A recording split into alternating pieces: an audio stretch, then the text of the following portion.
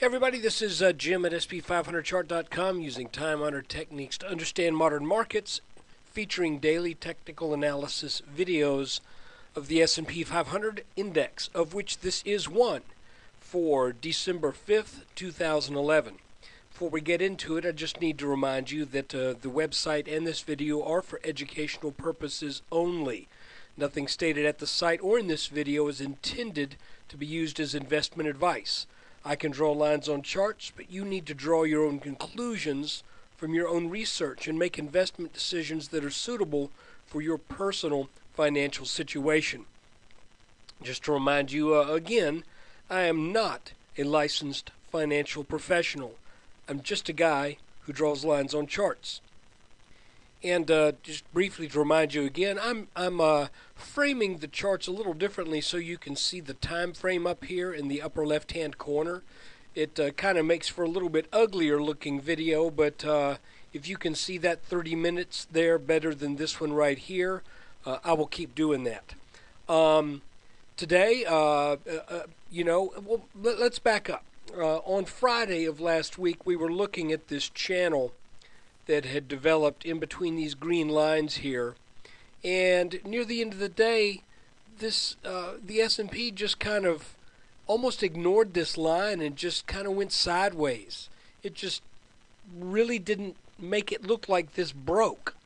It just kind of slipped sideways for a bit. Then today we get another gap up. What's new? And in this.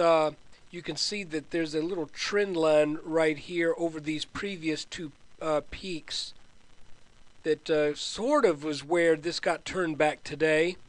And but it's interesting to note this. I made mention. I said, I'm not sure if this line is right, because when we just crossed over it right here, as if it was a non-event.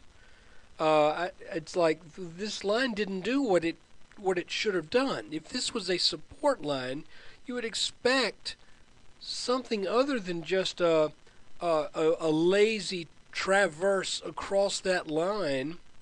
And it's interesting to note, look at what happened today. We gapped up over that line, went sideways for a while, and today when that line broke, that looks more like a break. And you can see how vastly different this is from what happened over here.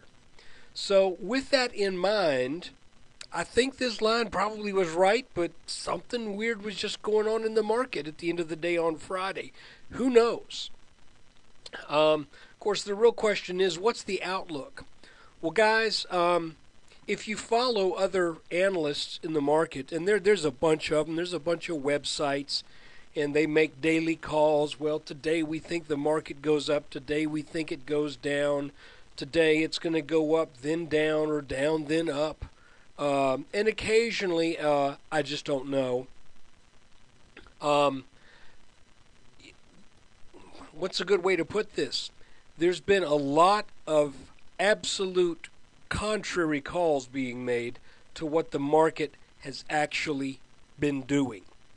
And sometimes I just all I feel that I can do sometimes is draw the lines and say this is support and this is resistance. In this kind of volatility, it is extremely difficult to look at the chart at this point today and say, I believe we go down or I believe we go up. I do believe this was a legitimate break of this line, of this support line. But I don't know whether we're going to head up and do a back test on that line tomorrow, or whether we're going to gap down. I honestly do not know, and a lot of it is going to be dependent, unfortunately, once again, on the news out of Europe.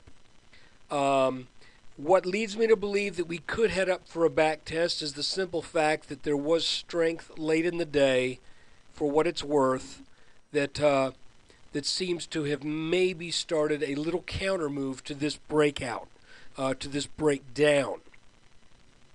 Additionally, if we use this little line that I've drawn up here, this blue line that is kind of over these tops let's maybe refine that just a little bit. I'm gonna kind of go with the average top here. Just get it as close as I can to all of them. I think that's about it. Okay, if we now create a parallel line and snap it thusly, we see that the big bounce here could possibly explain why we bounced around 12:50 this afternoon after this support line gave way. And again, I want you to look. This is typical support line breakdown right here. If you look at it, you can see that the market went sideways, started to trade down, found a little support there, and for what about 20 minutes or so, just kind of slid up on that line, had a little rally, but when it broke pretty fairly precipitously. If you think about it, the markets were up at the highs of the day around 1266, and they closed what about 12? The markets were up over 20 points, and then not too long after that, they gave up 12 points of that in a heartbeat. So you can see that this is more indicative of a break. This kind of action right here, where you get a couple fairly long red candles, whereas this was just almost as if this line didn't exist. So anyway, where do we look for support and resistance now? Because that's really the best thing that I can offer myself, and the best thing that I can offer you. I look for, to begin with, this is the apex. Let's go back on a 30-minute chart, so you can see this triangle pattern. And I'm going to call it a triangle because it's easier to do so right now when we're talking about an apex. Here's the upper line. Here's the lower line. This is resistance. This is support. It broke down. And I said it's not unusual to get a pullback to this line. What is a little unusual is to get over that apex.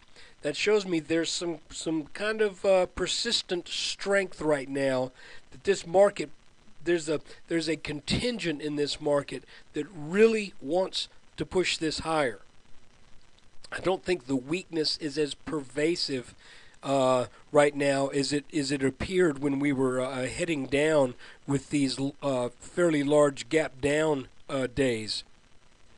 So going back to a 5-minute chart, you can see that today we actually back tested this red line on Friday. We gapped up, got a little bit over the rising support line from that same triangle. You can see it here. This was support.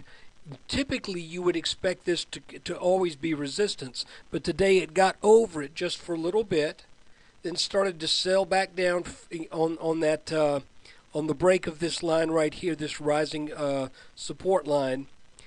But it looks like we got a bounce.